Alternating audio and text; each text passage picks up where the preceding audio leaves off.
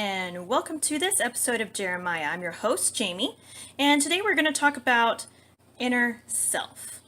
Not the concept of inner self, but the movie made in 2018, directed by Johnny Woo, and also written by Johnny Woo.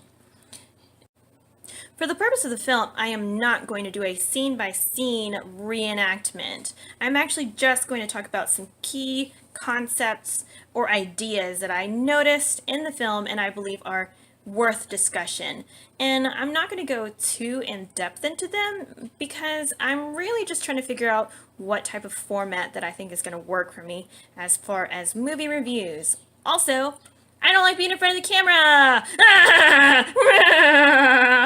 Fuck you, Keegan. I'm just kidding. I love you so much, Keegan. Hey. So, all jokes aside, I feel like this is another interview. I'm trying to vlog. I hate vlogging. I don't want to do it. So I am doing a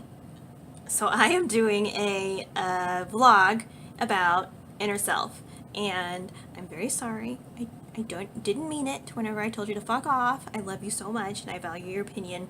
It just felt organic. I had to say it. So okay, bye. Okay. So, to talk about this film, we have to establish some things. So the story is told from the view of our hero, Ed. Ed is a nice boy who just wants to make it in the world and discover himself and be a kung fu master, and he's just a young man and everybody is out there trying to kick his ass for no reason. Except for that Ed is a 27-year-old dude living in his mom's house, and he's also living like a filthy fucking rude ass. And I don't know if he has a job or if he does anything besides watch kung fu movies. I found the camera again. Can you see me? Okay, great. So this is told from the perspective of Ed.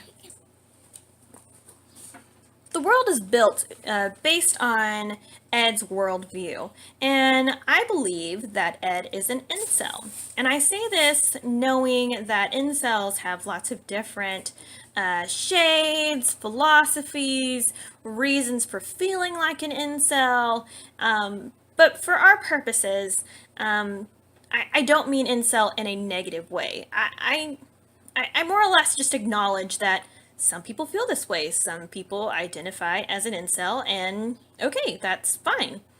So, I say that's fine because, everyone's going through their own shit, right? Everyone's going through all their own shit. Some people are incels to cope with that, and it's fine. So, Ed is our incel, and I believe that this story is supposed to be an incel success story. Now, the writer and director will say that this is a musical comedy feel-good film. He can go fuck himself because you've created a masterpiece and you don't even know. Please stop. Please stop. I'm just kidding, you do you. So, potentially this could be a bully revenge film. This could be a story about Ed who, he's bullied and his life is really hard. His mom's a bitch and she's also dating his new dad. Sorry, he's not my dad. He's not my dad. He's not my dad and I'm grumpy about it. So his mom kind of gives him shit, and he doesn't really have friends because he spends most of his time in his room, and he really wants to learn kung fu, but, that requires going outside. So, that brings me to my first real point. I counted world building as a point, but, it's fine. So my second point is these contradictory goals that Ed has throughout the film. At the beginning of the film, it could be said that, he wants to learn, and he says this, he wants to learn kung fu or martial arts because he believes that violence is the answer to all his problems. If he could just kick somebody's ass, if he could just force his will onto somebody, shit would go his way. And, you know, arguably, maybe it would. But, you know, we're not there yet. He's still doing shit, okay? I want to take a minute and emphasize that I don't mind Ed as our main character. Ed has lots of flaws, but he's just a person. He's just a dude, and I think everyone's story is interesting. I may not be able to identify with Ed in any aspect of my life in any way, but I mean, he could potentially exist in the world. There could be an Ed out there, and he has a story to tell, and I think that's worthwhile to explore. And I'm not looking at the camera again. Boom! I don't know where the button is. So, in order to be a actual martial artist and a kung fu master, he has finally decided, you know, enough is enough. I've gotten my ass handed to me by my arch rival, whose name is...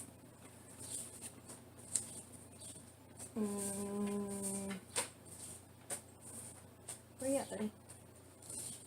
His name's Sean. So, in the very beginning of the movie, Sean's our main bad guy, because he's a Chad. Again, I'm using terms that I know. I feel it when I say it. I don't like it, but you know, this is the world that I'm talking about. So, Ed and Sean don't get along because Sean is really mean and he steals his pizza. And Sean even admits, like, why do I hate this dude? I just see him and I want to kick his ass. And, like, I'm really not very happy. So before Ed ever gets any type of character development, Sean, within the first, I don't know, couple scenes of seeing him, he's already having a lot of internal crisis. And he's actually kind of interesting to hear from, because Ed's songs are inner monologues, but Sean's inner monologues are with other people, so that's interesting. The contradiction between these two would be that we believe that Sean at first is the bad guy, because he's a dick. But then...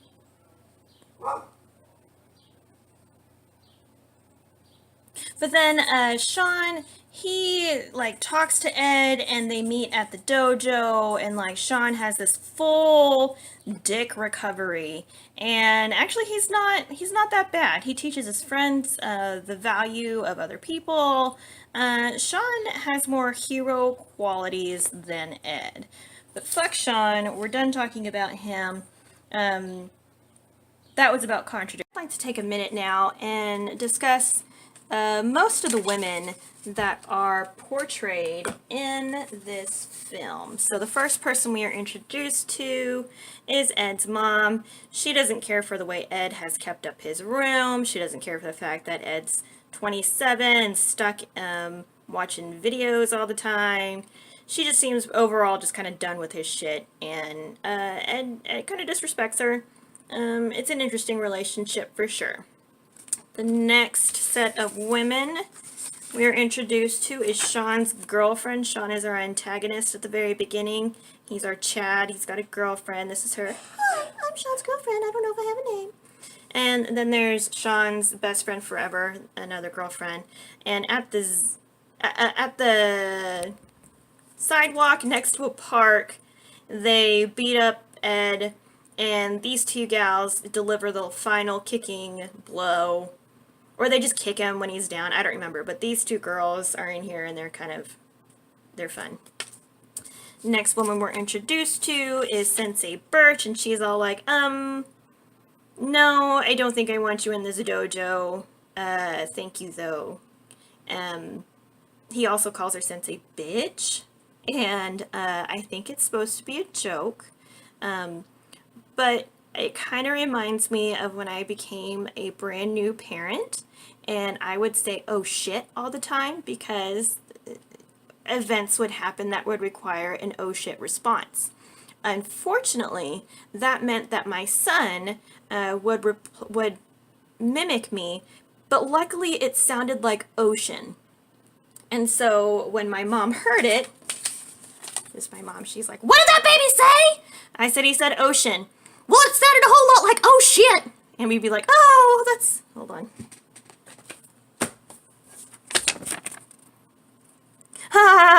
that's so funny. It does kind of sound like oh shit, but he's just saying ocean. I say ocean so much that he has picked it up. I would never, ever say oh shit in front of a child. And my mom was like, well, that's good because that's really shitty to do. And I agreed. So that's what that reminds me of. In order for Sensei Birch to be called Sensei Bitch so fluidly out of Ed's mouth, he would have to have said, or mentally just thought, her name was Sensei Bitch. Now, sure, maybe it's a letter off. Sure, why not? It could be Sensei Bitch. However, there's a scene in the movie where he actually does call her Sensei Bitch with the intention and inflection, meaning, I know what I'm doing here. There is no haha guffaw, there's no anything afterwards. And he says it in the same cadence as he had before, with the zero stuttering. He just calls her Sensei Bitch. And, I mean, I'm sure someone thinks it's funny. It's kind of funny. It's mostly disturbing. So, we got Sensei Birch. The next female in our video is this 10-year-old girl who's a student at the dojo. She, the first time she spars with Ed, whoops his ass in front of the whole dojo. The subsequent two times, she fights this man. The first time, he beats her ass.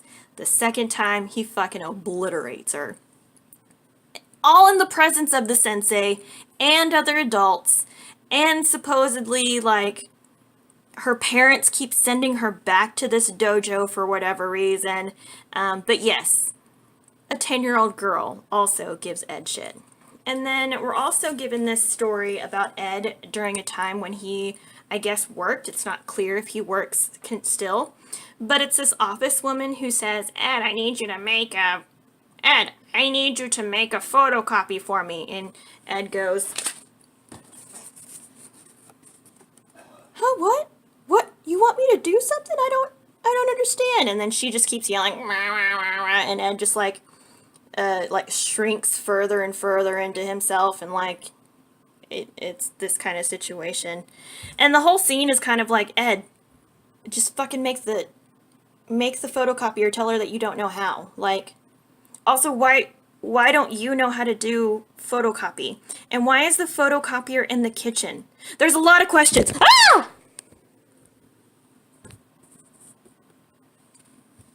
There's a lot of questions that are going unanswered for me. And throughout the film, Ed is beaten up by men, but Ed never fights anyone except for the 10-year-old girl. That's the only person he beats up. And he fucking like nails her in the jaw.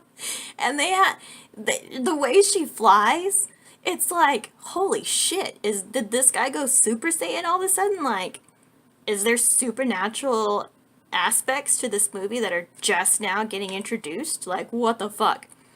It was a very disturbing, comical moment. But yeah, so those are the women that we're introduced to in this film, and their interactions with Ed. I might be getting that incorrect. There might be some women in there who he talks to and it's just fine. But go fuck yourself. I watched the movie once and I watched it high. So that's that. So I have to say, no, I don't think Ed is an anti-hero. I think he barely counts as a hero. I think more or less he's just kind of a slice of life character that we get to watch and go along for this journey. Also, it takes the entire movie and 27 years of this man's life to finally hear his inner self.